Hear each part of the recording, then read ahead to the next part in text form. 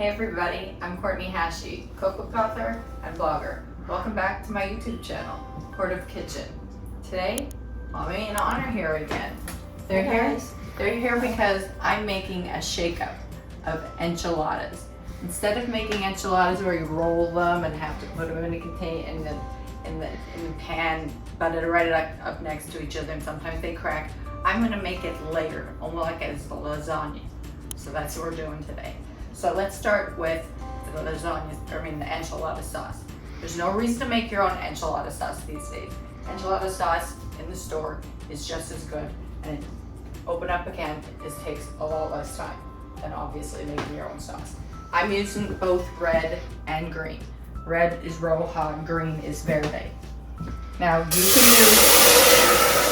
can use all red or you can use all green. You need 4 cans. Now, it may be too much, but you'd rather have too much than not enough. That's for sure. If you have too much, put it in your fridge. Put it over some grilled chicken. You know, your leftovers. There's a lot of ways you can use it. I just like the flavor of both together. But you do what you like to do. However you order it in a restaurant. Sometimes in a restaurant they ask you if you want both. They'll give you 1 enchilada with green and 1 enchilada with red on it. So that's what I'm making here. So while this warms, we just want to warm so that when we put this all together, this is all pretty much room temperature.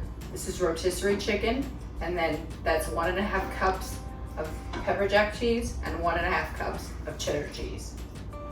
And we're gonna layer this, like I said, like a lasagna. Okay, this is mixed together nicely.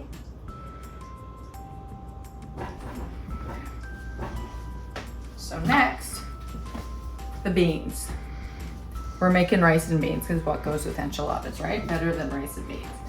So for the beans, I'm literally going to make these in the microwave. These are canned beans. Now you have to rinse them, really rinse them. If you don't rinse them well and just get out that muddled stuff, it will come out just that. It'll come out muddy. And you don't want muddy rice and beans.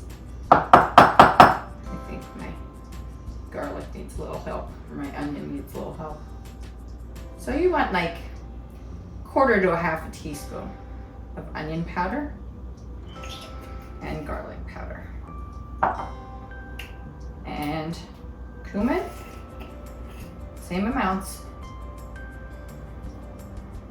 This is what makes black beans taste like black beans instead of just black beans right out of a can. And then cumin.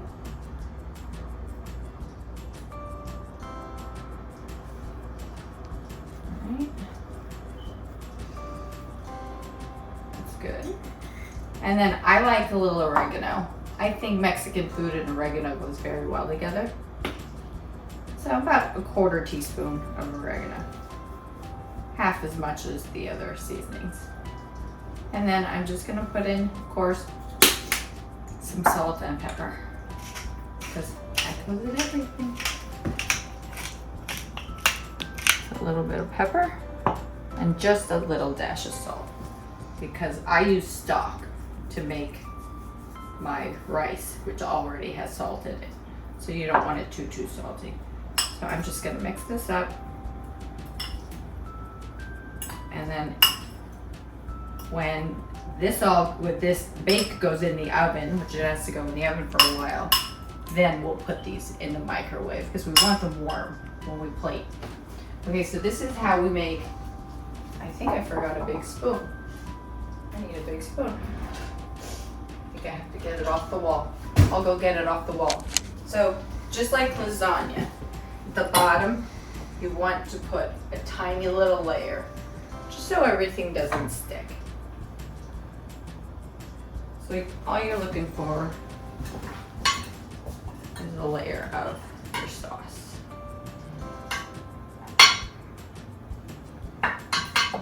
That's it. That's all you need.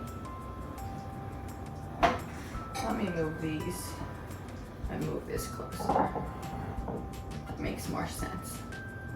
Okay, so now I'm putting 2. I'm using This is a weird shaped pan. It's an 8 by 11. You can use an 8 by 8 or a 9 by 9. The only difference will be that your tortillas will overlap a little bit more. No big deal. It'll still be absolutely delicious. So you put your tortillas down. Next, your rotisserie chicken. I like a good amount of chicken in my enchiladas. So I'm gonna cover these pretty good. And then more sauce. Because the sauce has to, obviously, give flavor to that chicken.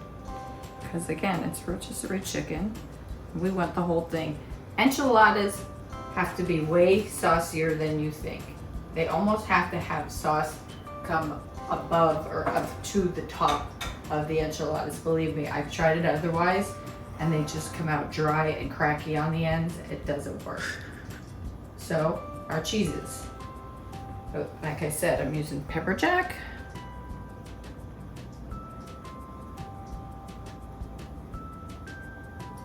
And cheddar.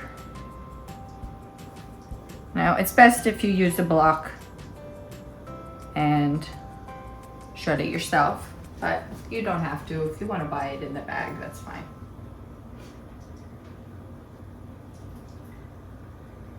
Okay, so now guess what? Same thing, 2 more times. So we're gonna put these down, gonna put more chicken on it, gonna put more sauce on the chicken, gonna put the cheese on there, and that's how that goes. You don't put olive oil or anything on those? I don't put, nope, shells? because of sauce. The sauce handles that. There's no reason for olive oil on the tortillas. The sauce handles all that. So we're gonna do 2 more layers of that. We have our beans going, and then I'm gonna finish that and we come back.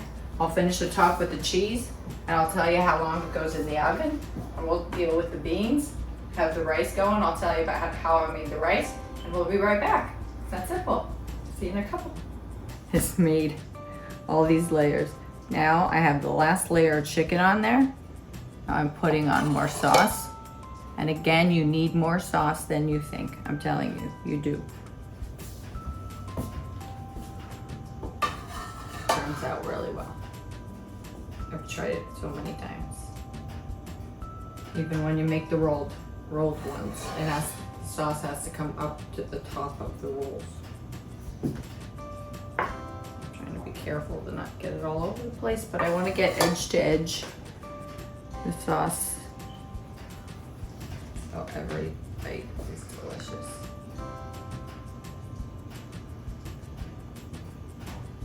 Okay, now I'm just gonna top it with the cheese. Have your oven on at 350, reheating. We're gonna top it with our last bit of cheese.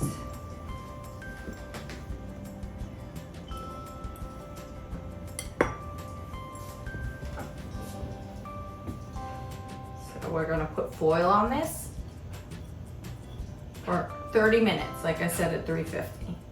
After 30 minutes, take the foil off.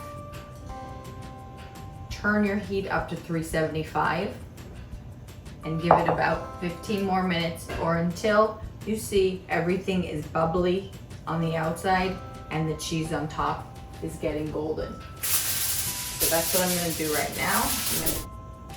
So we're putting our foil on here. We're gonna put it in our 350-degree oven, covered for 30 minutes. After 30 minutes, take the cover off and turn your heat up to 375 and let it cook for another about 15 minutes till you see all the sauce around the edges bubbly and the cheese on top starting to golden and it's nice and melty. Then you know you're done. You have to take it out. Unfortunately, you do have to let it rest for a good 15 to 20 minutes at least. You must let it rest. Now while it rests, that is when I will put the beans in the microwave and rice. I just made jasmine rice. I use stock because where I could add flavor, I add flavor. I would rather stock than water. If you use water, make sure you at least salt it. So this is fluffy jasmine rice. This is already done. So we're gonna put this in the oven, and then when we come back, We'll finish the beans. We'll put the rice and beans together. After this rests, we'll put the whole plate together.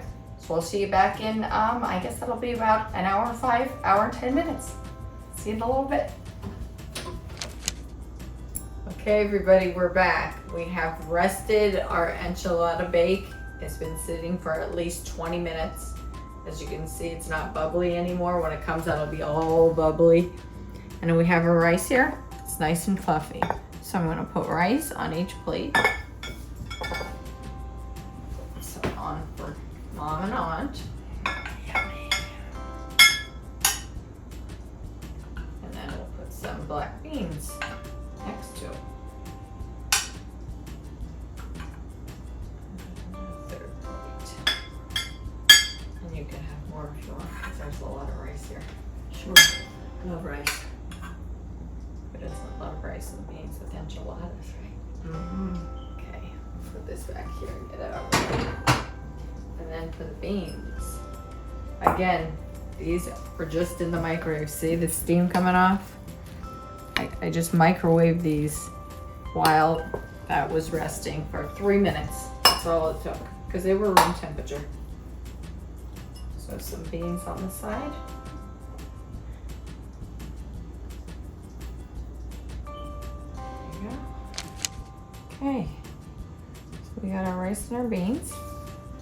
Now, let's go for it. See what happens. Mm-hmm. This might be a little messy, Nah. but we'll do our best, right? Mm-hmm. Okay, so we just go in like you'd get a lasagna. So you want to cut through because you have that chicken and those tortillas in there. Hopefully we rested it long enough. Gonna make a little mess, aren't I?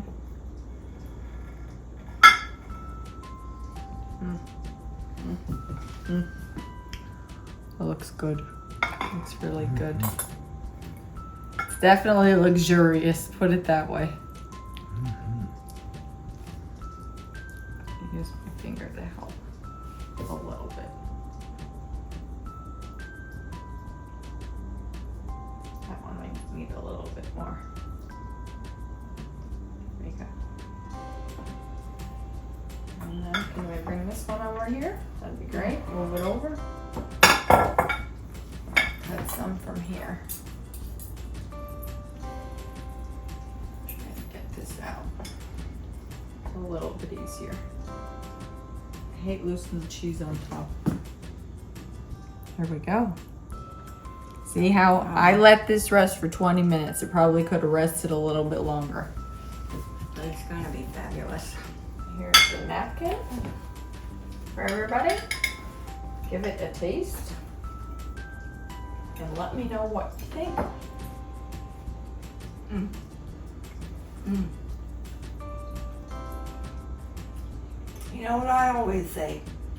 Delicious.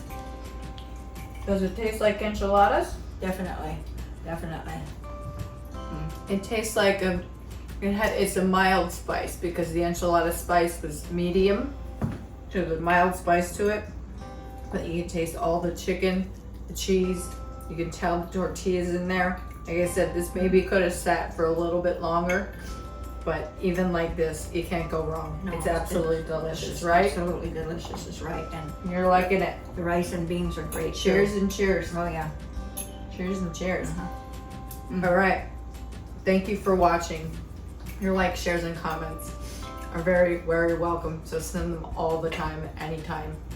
And if you haven't subscribed already, please do so. And remember, hit that cute little bell icon over there that Bobby puts in there for me. If you haven't checked out my books, Chatters and Shakeups for the Week, and Continental Taste Volume 1 and Volume 2, check them out. You can get them on Barnes & Noble, you can get them on Amazon, and you can also find more recipes of mine on courtneyhashi.com. So you get a myriad of places to find easy, fun recipes like this. And until I see you again very soon, know that we are always sending hugs. Enjoy your enchilada bake.